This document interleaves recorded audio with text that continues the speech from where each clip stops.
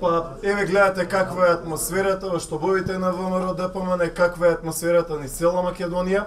Она што можам да го кажам тоа е дека почнуваме како никогаш до сега, ќе појдеме во секое село, во секоја улица, во секое мало, во секој стан. Треба наредниве 55 денови буквално да преораме Македонија, да разговараме со што е можно повеќе луѓе и на 11 декември да порачаме дека татковината е во сигурни раце, ВМРО ДПМН има 63 пратеници и ВМРО ДПМН ќе донесе стабилност.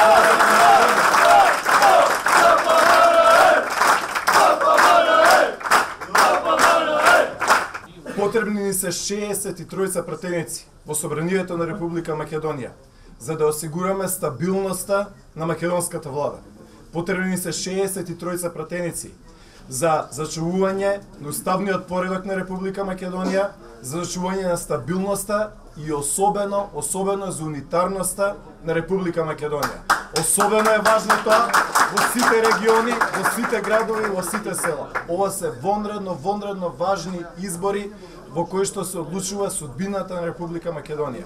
И во овие избори врховен арбитар се граѓаните на Република Македонија.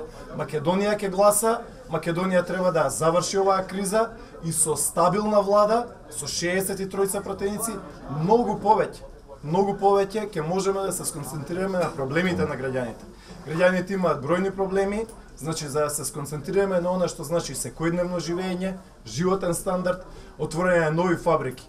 Веднаш после изборите, час поскоро, да ја формираме владата, да немаме одолжување на целата оваа криза која што и онака прелого трае и после тоа, значи да ги решаваме проблемите на сето она што се има насобрано во Република Македонија, затоа што оваа криза уште еднаш ќе речам премногу ја чинеше Република Македонија, премногу сфери на општественото живење зафати и да ја привршиме. Значи тоа е тоа кое што би сакал да го порачам. Во наредниве денови имам закажано поголем број на состаноци и во Тетовскиот регион, во Брвеница, во Мавровско, во Реканскиот крај, во Дебарско, тука во Гостиварско, значи буквално ќе одиме целодневно, секојдневно, посветено со граѓаните на Република Македонија. Од нив произлегува легитимитетот, граѓаните даваат, граѓаните поддржуваат и граѓаните се оние кои што се всушност стабилноста и кичмата на оваа држава која што сите заеднички сакаме.